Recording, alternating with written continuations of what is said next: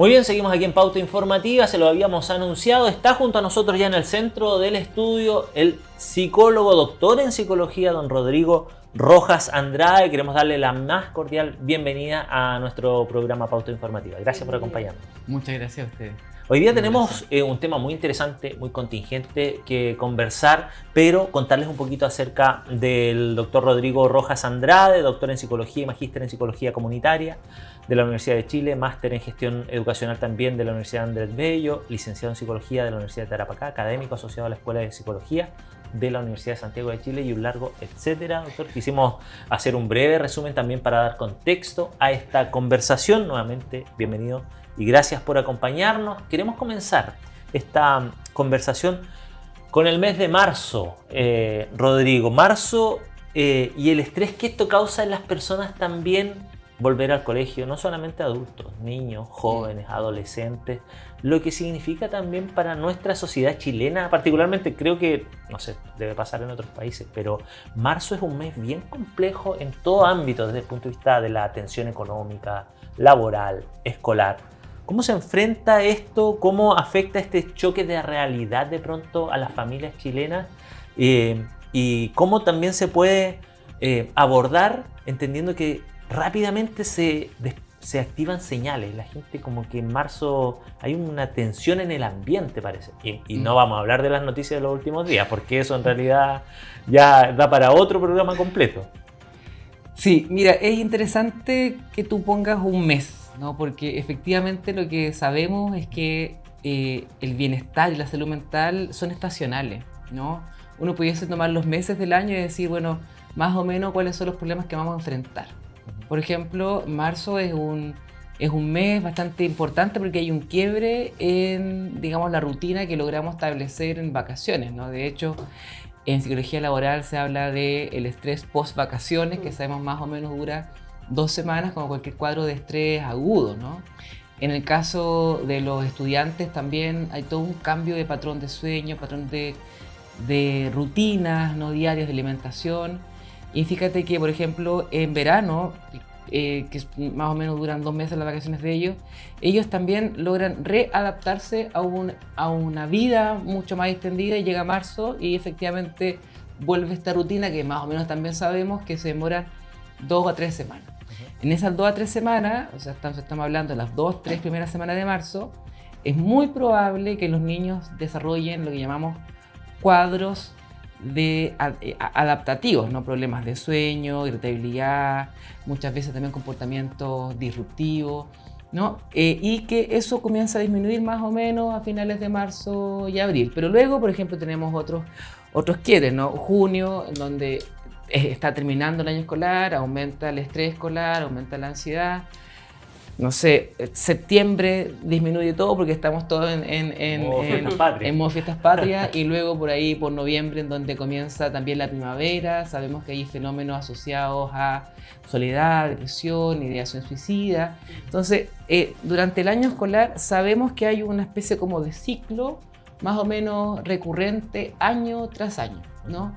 Y lo que intentamos hacer es decir a la escuela o decir al sistema educativo que está este ciclo, entonces que no nos venga con sorpresa que, por ejemplo, exista un incremento de las consultas en mayo, junio, porque sabemos más o menos que en esa fecha comienza a pesar el año en términos de la carga académica, o tampoco que comencemos a, digamos, dudar de que en abril comience también una oleada de comportamientos disruptivos en el aula. O sea, son momentos que uno pudiese como predecir. Y ahí está un poco la clave para tu pregunta, ¿no? Porque ¿cómo abordamos esto? ¿No? Hay que prepararse, ¿no? Y ahí en la preparación ocurre algo muy interesante en la escuela, es que pareciera ser que no se preparan tan bien. O sea, que la planificación que hacen en la escuela es una planificación mucho más emergente, mucho más reactiva, no mucho más del caso a caso.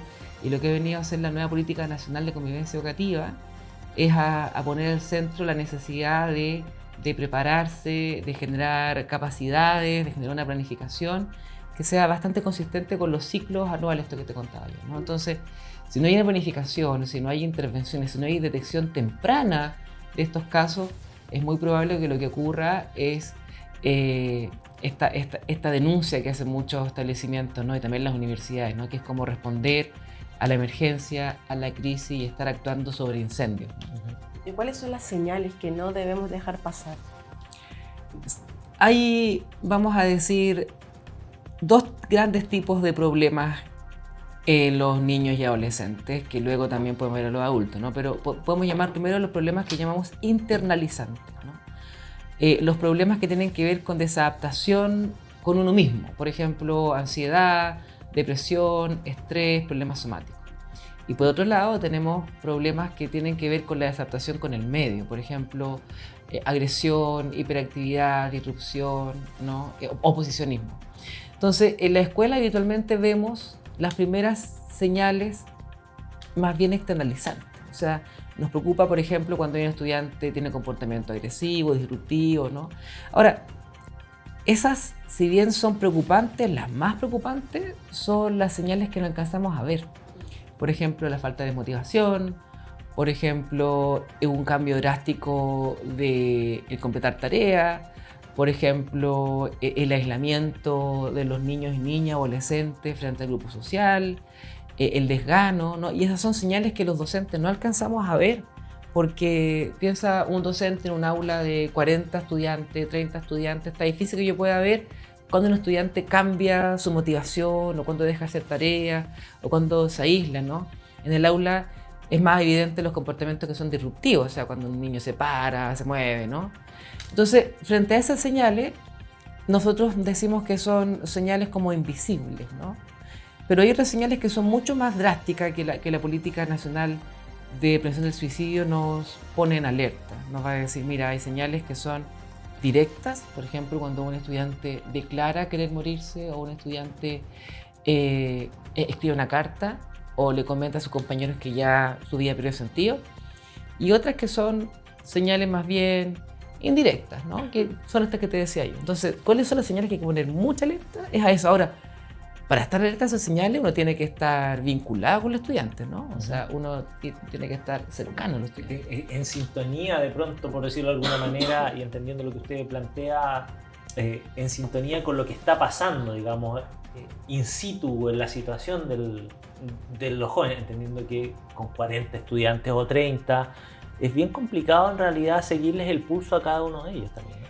Sí, por eso es que también actualmente tenemos sistemas de tamizaje universal, instrumentos rápidos, válidos, confiables, precisos y oportunos, que con 20 minutos podemos saber cuando un estudiante está en un nivel de riesgo. Y entonces allí lo detectamos y podemos trabajar con él de manera más temprana, ¿no? Ahora, lo que plantea el Ministerio de Salud es que los que detectan en la escuela no solo deben ser los profesores, sino que tienen que ser todos los adultos de la escuela, ¿no? Porque mientras existan más ojos, ¿no? Más ojos, en más contexto, es más probable poder identificar a aquellos estudiantes que tienen más riesgo de sufrir algún problema de salud mental grave, ¿no? Claro. Recientemente analizó la violencia escolar desde una perspectiva más sistémica. ¿Por qué estas sanciones tradicionales están fallando al abordar también crisis que involucran a estudiantes neurodivergentes? ¡Wow! ¡Qué pregunta esa! Deja separar la respuesta. Primero, déjame hablar de la neurodivergencia, ¿no? Cuando hablamos de neurodivergencia estamos hablando de un gran conjunto de personas que tienen distintas características, ¿no? No estamos hablando necesariamente de trastornos mentales. De hecho, por ejemplo, actualmente estamos cuestionando que el espectro autista se deba considerar un trastorno, una enfermedad, una alteración, sino más bien una condición, Claro. ¿no? Lo mismo ocurre con, por ejemplo, el caso de los trastornos esquizofrénicos, por ejemplo, ¿no? O los trastornos psicóticos, donde efectivamente estamos pensando que más bien son formas de estar en el mundo. Entonces, la neurodivergencia lo que pone son básicamente diferencias, ¿no? Y frente a las diferencias, los sistemas educativos tienen problemas, ¿no? Porque los sistemas educativos tienden a homogeneizar, a estandarizar y quieren más o menos que tengan el mismo comportamiento. Entonces, claro, cuando uno habla de neurodivergencia y convivencia escolar, vamos a entrar al punto de cómo abordamos la diversidad. ¿Ya? Ese es un camino. Pero lo que ha pasado en el último tiempo es que hay estudiantes que tienen una condición del espectro autista y tienen una alteración que se llama desregulación emocional, ¿no? Y entonces es una gran pataleta que no se puede controlar tan fácilmente con algún señalamiento, con algún encuadre, ¿no? Frente a esa desregulación emocional, lo que encontramos son una serie de protocolos que ha dado el Ministerio de Educación. Entonces, allí quiero separarlo, ¿no? Porque ¿qué hacemos con estudiantes diversos en formas de pensar, diversos en formas de vestir, diversas en formas de sentir, ¿no? Allí la idea es promover una participación, promover una construcción de un sentido de comunidad, pero por sobre todo que la escuela logre desarrollar un proyecto educativo de manera participativa. Eso lo que hace finalmente es que las normas de convivencia se van ajustando a las diferencias, ¿no? Ahora, insisto, los profesores en un aula requieren cierto orden, ¿no? Y entonces la manera de llamar al orden, la investigación ha ido mostrando que si bien se ha disminuido el castigo más drástico, ¿no? El grito, qué sé yo, aparecen prácticas que llamamos micropunitivas, ¿no? Como rechazo, ¿no? Entonces, claro, ¿cómo abordar eso? Tiene que ver con un trabajo promocional, un trabajo preventivo. ¿Cómo abordar esto otro, que son las desregulaciones?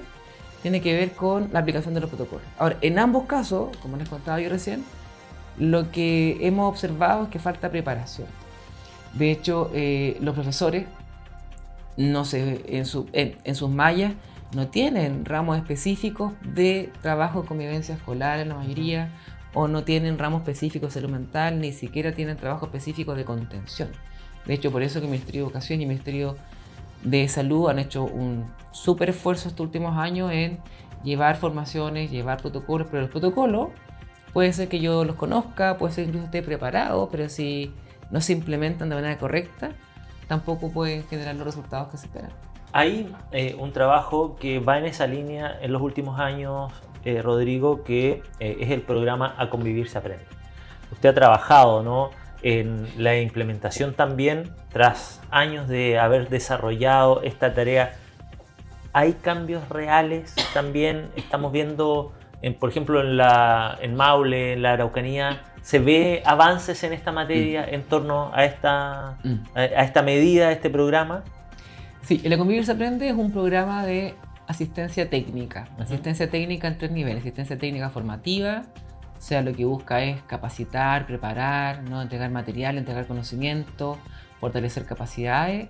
Asistencia técnica en redes, intenta trabajar con toda la comunidad, ya sea comuna, ya sea provincia, actualmente están los SLEP. Instalar una lógica de trabajo en términos multinivel, pero el componente más interesante de ese programa es el componente que llamamos de acompañamiento o de asistencia técnica directa, que es un asesor que va a una comunidad educativa y los acompaña de manera semanal a que ellos puedan instalar en su comunidad una lógica de prevención, de promoción, lo que llamamos escuela total multinivel, ¿no? Que intervenciones universales, focalizadas, especializadas, y es un acompañamiento directo. Piensa que es como un entrenador. Entonces va un entrenador todas las semanas a trabajar con el equipo y le saca a trote el equipo. Entonces, después de 20 sesiones, suponte de 2 años, efectivamente ese equipo que respondía de manera reactiva, que no conocía los protocolos, que no tenía las capacidades, ese equipo que recibió 20 sesiones, 10 sesiones, 15 sesiones, efectivamente es un equipo que es capaz de abordar esto distinto. Entonces, efectivamente, el programa mostró resultados. De hecho, hicimos varias investigaciones, mostramos que es un programa que genera cambio. Al comienzo mostramos que era un programa que era aceptable por las comunidades, que era factible, que era barato también, ¿no? Entonces, sí, es un programa que efectivamente ayuda, pero hay una condición en ese programa, que es un programa que ayuda a escuelas que quieren mejorar y que tienen las condiciones basales para mejorar. Porque hay algunas escuelas que están en crisis, ¿no? Por ejemplo, cambio de directores, problemas de clima escolar, problemas de relación entre los estudiantes. Y en esas escuelas en crisis, este programa, que es un programa de entrenamiento para el mejoramiento educativo, no sirve tanto. Llega tarde un poquito. No. no. No es que llegue tarde, porque las escuelas Siempre va a servir, ciclo, ¿no? Sí, tiene sentido. Pero no se ajustan las características de esa escuela. ¿Qué programa se ajusta a una característica de escuelas en crisis? Es otro, que es de JUNAE, que se llama DAPS, que son los dispositivos de apoyo psicosocial transitorio. Por ejemplo, cuando hay una crisis como, no sé, una pelea en donde hay un arma blanca. Hay una escuela que se incendia, hay una escuela en terremoto, hay una escuela en donde un estudiante fallece por una situación traumática. Esa escuela entra en crisis, ¿no? Y entonces allí hay un programa que acompaña a estas escuelas a retomar la regularidad de su funcionamiento. Cuando una escuela está funcionando de manera regular, entonces podría acceder a programas de acompañamiento que van a decir, vamos avanzando hacia el mejoramiento educativo. Hay una ley que está en la etapa de tramitación, que es la nueva Ley Integral de Salud Mental, y que ha avanzado en el Senado durante este último tiempo. ¿Esta ley podría eventualmente ser la solución concreta que nuestro país necesita para enfrentar también esta tasa de ansiedad y depresión?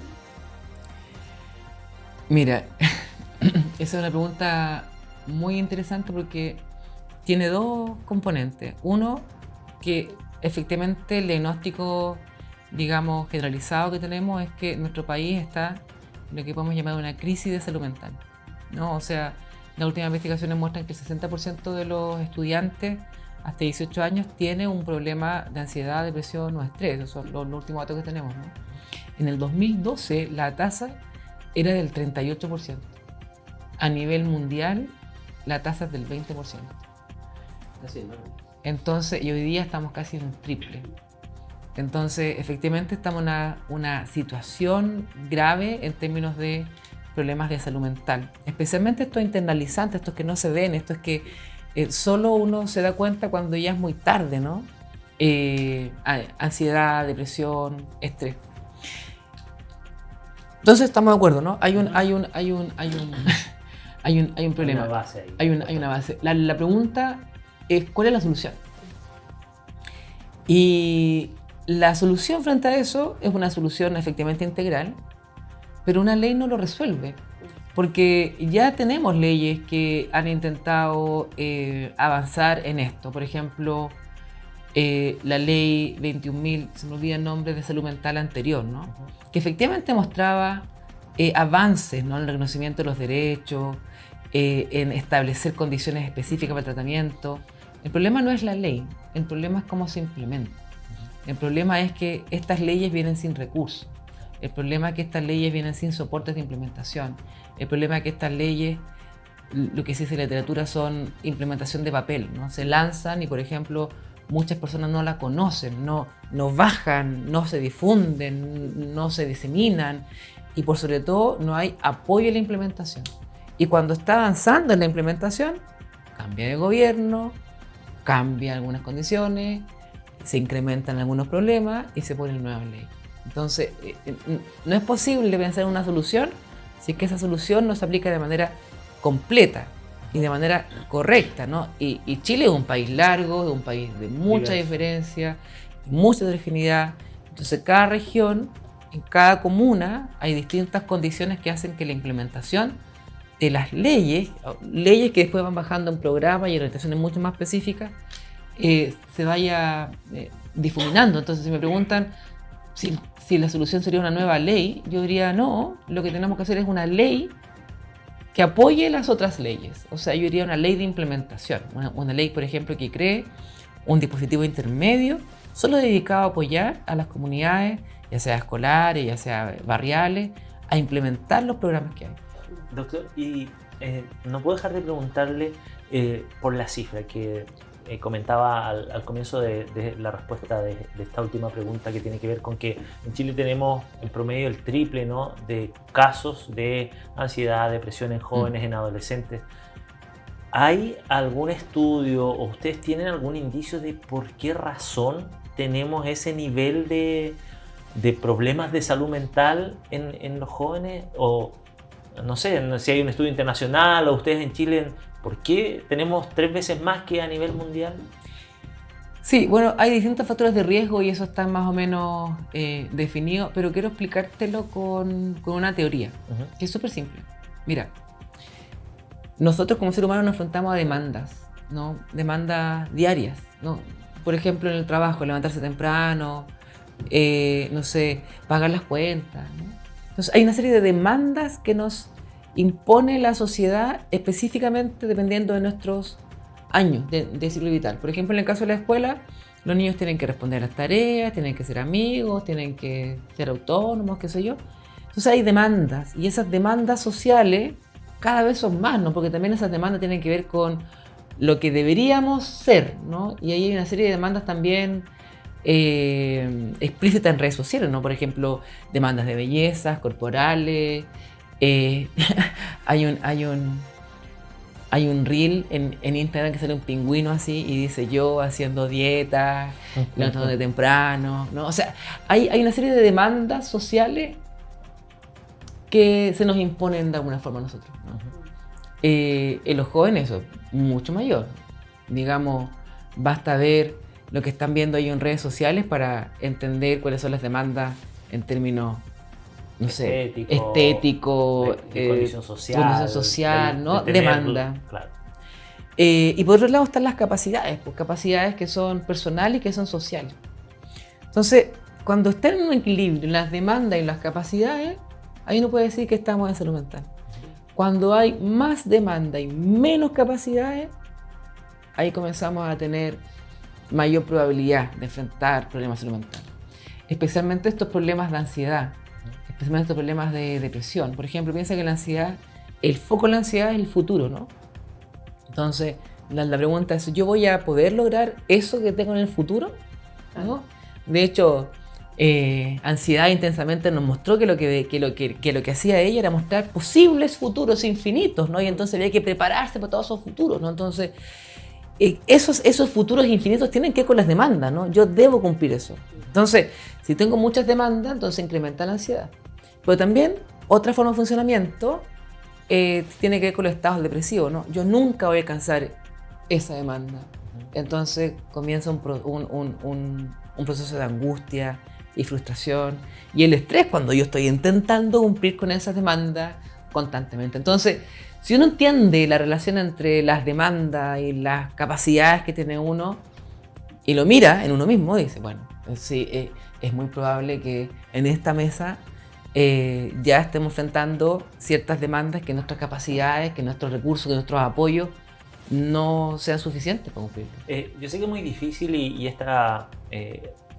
la solución no es una fórmula, no es una receta, pero ¿qué le puede decir uno a este joven, a este adolescente que tiene una crisis de ansiedad, bueno, la depresión? Todo esto estamos hablando de enfermedades mentales que necesitan un tratamiento, una terapia, etc. Pero a veces, ¿cómo ayudar, cómo orientar, cómo darles algunos elementos de... No basta con el tú puedes, yo entiendo, doctor, pero a veces los jóvenes necesitan acompañamiento también en esta sociedad, ¿no? En donde todos trabajan, tenemos que salir a la calle, los niños muchas veces, jóvenes, adolescentes, van creciendo un poquito solos, etc. ¿Cómo hacerles sentir que no están solos? O sea, si tienes en la mente, por eso me gusta explicarlo, si tienes en la mente esta ecuación tan simple, ¿no? Demandas versus capacidades personales y de apoyo, ¿no? Y está un estudiante, un adolescente, un joven con un cuadro de ansiedad. Lo que tiene en la mente es que ese joven tiene una serie de demandas en su mente que están superando sus capacidades. Presión social. La presión social es una presión que puede ser de pares, ¿no? Pero también una presión social que viene por los medios, ¿no? O sea, uno siente una presión social por cumplir un cierto deber, una cierta norma, una cierta expectativa. Entonces yo sé, con este modelo que les pongo en la cabeza, que cualquier persona que está enfrentando eso tiene muchas demandas y tiene pocos recursos y poco apoyo. Entonces, parte del trabajo que uno hace es intentar indagar cuáles son esas demandas que tiene la mente, ¿no? Y ahí uno puede comenzar a cuestionar esas demandas, ¿no? Por ejemplo, en el caso de los adolescentes que están en cuarto medio ahora, ellos están pensando que deben llegar a la universidad, que tienen que llegar a una carrera buena, que se le acaba el tiempo, ¿no? Y uno puede comenzar a dialogar con ese joven en torno a sus demandas. Por ejemplo, hacer preguntas, ¿no? ¿Estás seguro que esa carrera es la única que para ti vale la pena? ¿Estás seguro que no hay posibilidades de hacerlo con calma y que, no sé, nos demos un año más? ¿No? Eso es por un lado eso. Pero por otro lado también yo puedo ver cuáles son las capacidades que faltan. Si yo tengo las ganas de entrar a una universidad y sacar un puntaje, tengo ya una demanda alta, pero ese estudiante no tiene un hábito de estudio, entonces es muy probable que se genere ese desbalance y ahí tenemos un problema de ansiedad. Entonces yo puedo decir, bueno, si no quieres cambiar la demanda, entonces trabajemos en tus habilidades. Y si las habilidades individuales no son suficientes, entonces yo te puedo dar apoyo, por ejemplo. Entonces estudiamos juntos, ¿no? O sea, cuando uno tiene en la mente esto de demandas y recursos, siempre es posible abordar cualquier situación, digamos, de los trastornos emocionales.